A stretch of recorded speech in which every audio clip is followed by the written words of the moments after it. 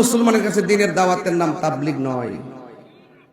মুসলমানদের কাছে দ্বীনের দাওয়াত দেওয়ার নাম তালিম। আর তাবলীগ হলো বিধর্মীদের কাছে কোরআনের দাওয়াত দেওয়া। কথা বলেন ঠিক কিনা? এটা অনেক কঠিন কাজটাকে আমরা সহজ বানাইছি। মসজিদে 3 বেলা খাইতেছি, বুঝাইতেছি, এটাই তাবলীগ। কে বলছে এটা তাবলীগ? তাবলীগ যাবেন অন্য ধর্মের লোকের কাছে গিয়ে বলবেন এটা তাবলীগ। এই জন্য জাতিকে এই প্রজন্মকে অনেক মিসগাইড করছে এক শ্রেণীর মানুষ।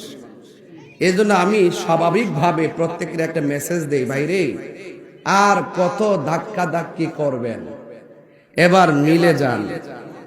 আমার মনে হয় যদি উলামায়ে কেরাম সবকিছুর ঊর্ধ্বে এসে যদি আকীদার সমাধান করে একটা প্ল্যাটফর্ম তৈরি করতে পারে, তাহলে উলামায়ে কেরাম রাজপথ থেকে মসনদে যেতে পারবে। কথা বলেন ঠিক কিনা বলেন? আমার এই কথাগুলোকে নেগেটিভ নিবেন না। আমি দালালি করি না। আমার একটা অভ্যাস হলো, আমি দালালি করি না। আমি যা বাস্তব তাই বলি, যা সত্য আমি তাই বলি। আপনি ছোটখাটো বিষয় নিয়ে সবে বরাত বেদাত করে একটা ছোট মানুষের মধ্যে একটা বীজ ঢুকাই দিলেন।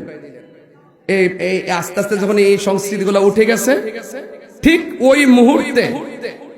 ওই মুহূর্তে রাস্তা ঘাটে পাড়ায় যাত্রা আর অশ্লীলতার সাইলাভ হয়ে গেছে। কথা বলেন ঠিক কিনা?